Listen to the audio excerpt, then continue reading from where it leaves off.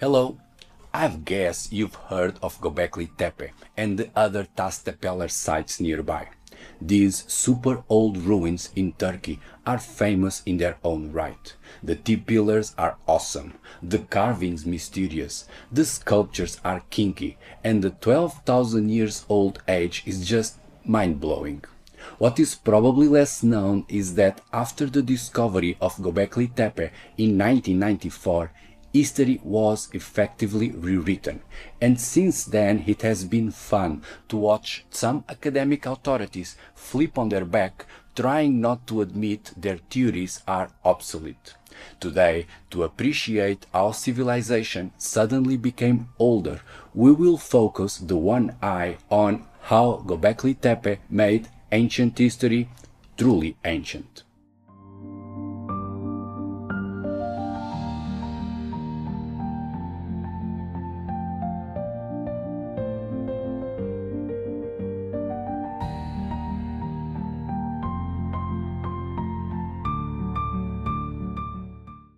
Mind-blowing as it is to think that Cleopatra was closer in time to the internet than she was to the pyramids in Egypt, having this same time trick applied to Gobekli Tepe makes a blast in the past. Like this. Until recently, the temples in the islands of Malta, older than the pyramids, were regarded as the oldest buildings to have ever existed. Unlikely as it was that monumental construction has started fresh in the tiny island of Malta 6,000 years ago, that was the academic dogma, and thus everything else in the world was said to be younger. However, now we know that the fat ladies in the Malta temples are closer to the internet than they are to Gobekli Tepe. Or, take it another way, until recently all the known history, everything we knew of, was condensed into a period after 4000 BC, from the temples of Malta up until now. But since the discovery of Gobekli Tepe, there is a whole new extra period, another 6,000 years that we know nothing of, except that we now know we only know half the story.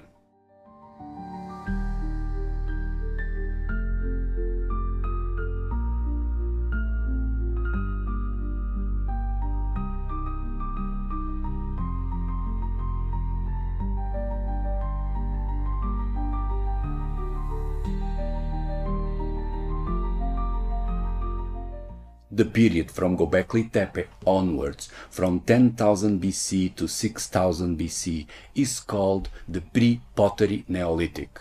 However, despite that name, pottery was found in those Tepe sites, making pottery way older than even the pre-pottery era, and bringing about some huge consequences.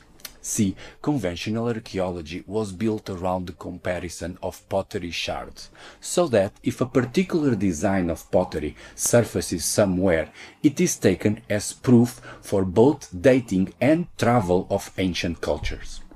Pottery decoration, often one single shard, is used as strong factual evidence, whilst for instance massive stone walls, especially the super complicated Cyclopean ones, are not considered significant.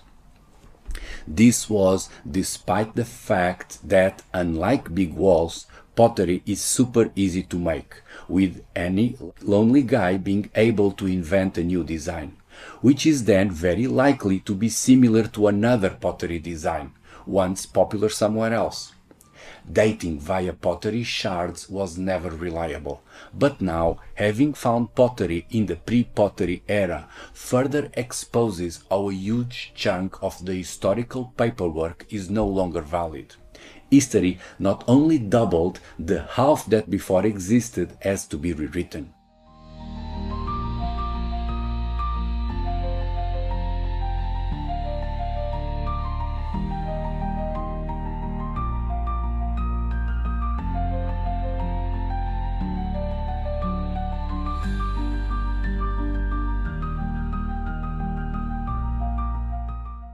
This guy once said, history repeats, first as a tragedy, then as a farce.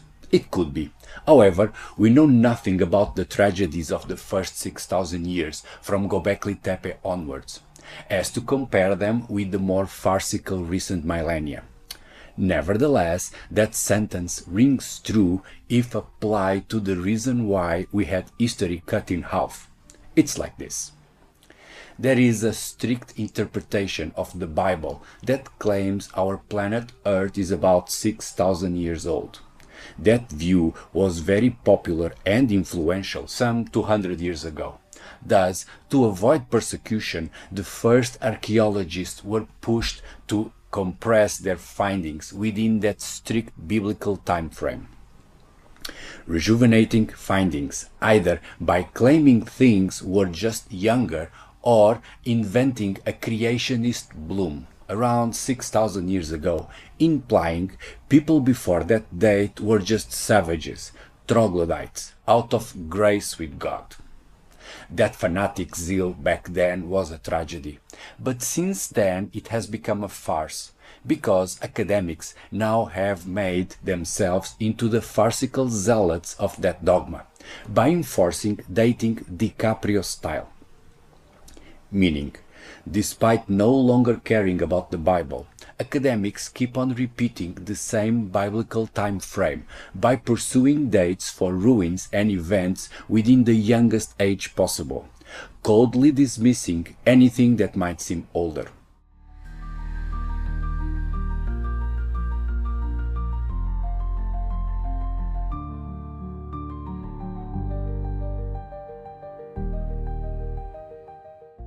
Gobekli Tepe was covered upon abandonment by its original inhabitants, which is the sole reason why the site was later found and also proven to be so old.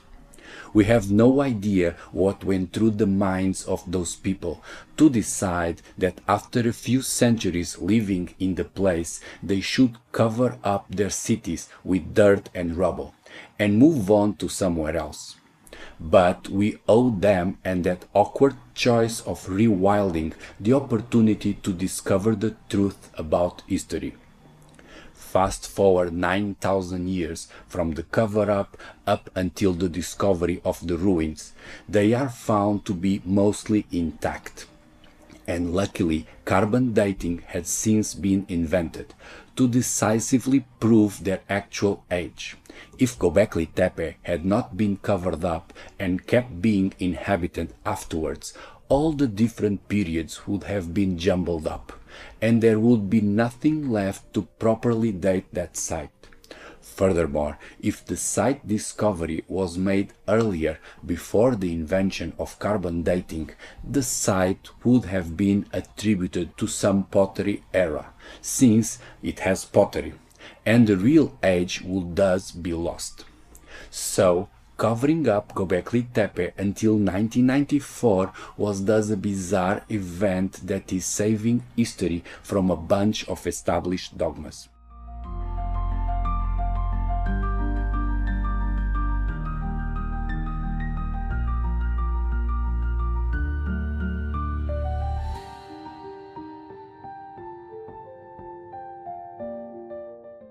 Before Gobekli Tepe, we were told that all the stuff happening between 10,000 and 4,000 BC was basic prehistory, with just cavemen and their flints, dolmens and bad haircuts.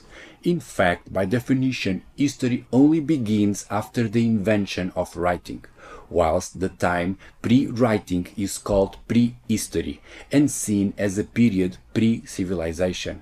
But now it has become pretty clear that the people 12,000 years ago were culturally advanced, up into the borderline of having actual writing. Yes, far beyond drawings of a caveman just reproducing what he saw, the enclosures on Gobekli Tepe are covered in complex symbols, statues and engravings, ranging from the mundane to the symbolic, almost like a book telling a story. Of course, beyond that, the Tepe authors were very horny. We know nothing about what they meant back then. But at the same time, we cannot unsee the similarities between those early concepts and later cultures, like this image of the two lions and the central mast or column, which is an idea that was retold many times until Mycenae.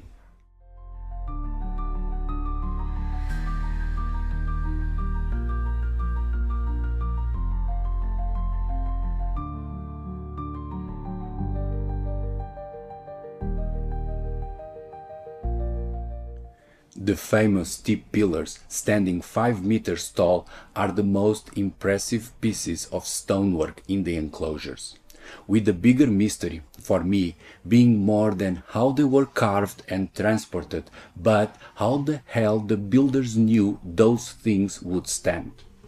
See, in the San Liurfa Museum there is a replica of the enclosure that looks almost real. However, I'm pretty sure the interior of the replicas had to be reinforced with a steel beam and bolted to the floor to keep them from falling. If you doubt me, just try and stick up a 5 meters tall slab of rock and then have a toddler run into it. On second thought, please don't do it. Just trust me on this one. Despite museum builders today not trusting the original technique, similar types of tea things have been done in other ancient sites, like the talayots of Menorca, dated to 1000 BC, or the tea in Salerno in the south of Italy, said to be from 2000 BC, which are both a lot younger and are achieving apparently the same result. Look, I'm not arguing those steep pillars are impossible to build, nor that it was the same people that built them all. Nothing like that. It is just that the people of Gobekli Tepe knew so much about construction techniques 12,000 years ago that I feel construction should have evolved faster since then. But apparently it didn't, or else other things are also older than said.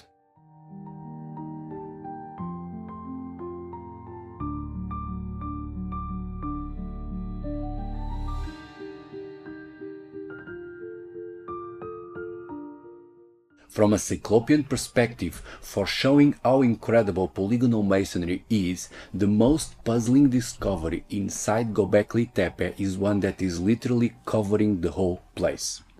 See, in these tepes, the pre-pottery sites, all of the flooring is like lava, well, cement, or using the correct word, terrazzo. Most of the flooring in the tepes is made out of a concrete ceramic material that they managed to produce in a nearly industrial scale, up to being able to stick up the T-pillars onto it. It is easy to guess how terrazzo was discovered. All it takes is a campfire big enough, placed on top of the right type of limestone, so that the next day some nuggets of artificial stone will emerge from the ashes. From then on, with some more experimentation, it's feasible to invent smooth and even decorative terrazzo. The surprise here is that if mortar or cement is such an old invention, why did the Cyclopes many millennia afterwards did not use mortar in polygonal masonry? Why are Cyclopean walls made without mortar, when mortar is the dominant building technology from both before and after the Cyclopean work? I don't know. All I know is that mortar was common around 12,000 years ago. And it is incomprehensible why people stopped using mortar to begin building with polygonal masonry, just for a period, then to return using mortar later on.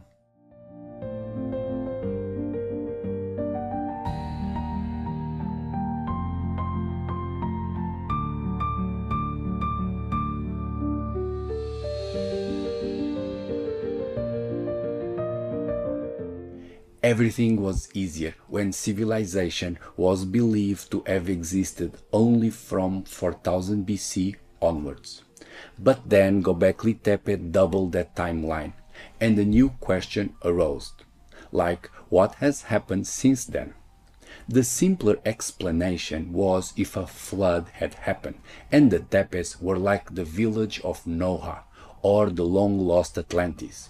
However, since the discovery of Gobekli Tepe, all sorts of stuff and events are being dated backwards, slowly filling in the longer timeline.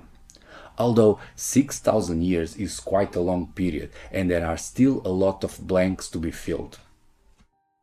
Consider this. If by 10,000 BC Gobekli Tepe was this advanced civilization, what was going on in Egypt or India or Iberia? What were the people doing during all that time?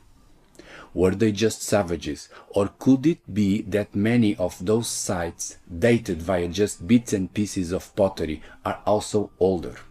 Could it be that a few ruins, let's say Cyclopean walls, being dated to the later Bronze Age or Iron Age are in fact much older? I bet they are, and to find out all it takes is to keep on rewriting history.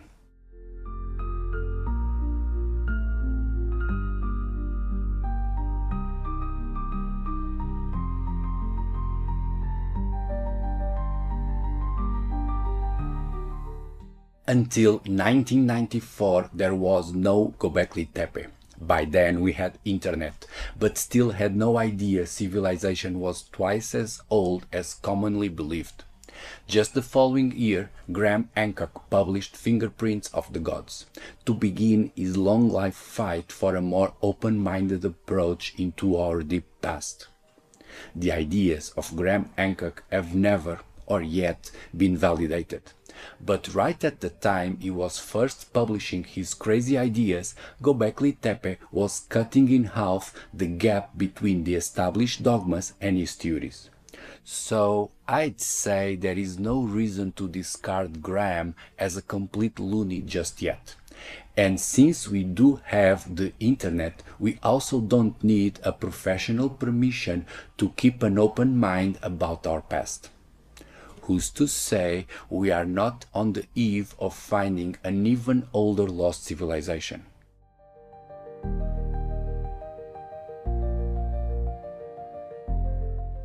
Here's the thing. Gobekli Tepe is not just another ruin. Its discovery exposed some narrow-minded dogmas, leaving mainstream academia struggling to adapt. It doubled the timeline of history, opening up a gap of 6,000 years unaccounted for. It pushed back complex advanced societies, replacing supposed bands of cavemen from a pre-biblical timeline with civilized peoples living in cities. Anticipated pottery, mortar, advanced building techniques, and probably even some proto-writing. Exposed the prejudices of academia and their failing fetish for pottery. Made Cyclopean masonry look even more puzzling. With all this, civilization has doubled in age, and ancient history is becoming truly ancient.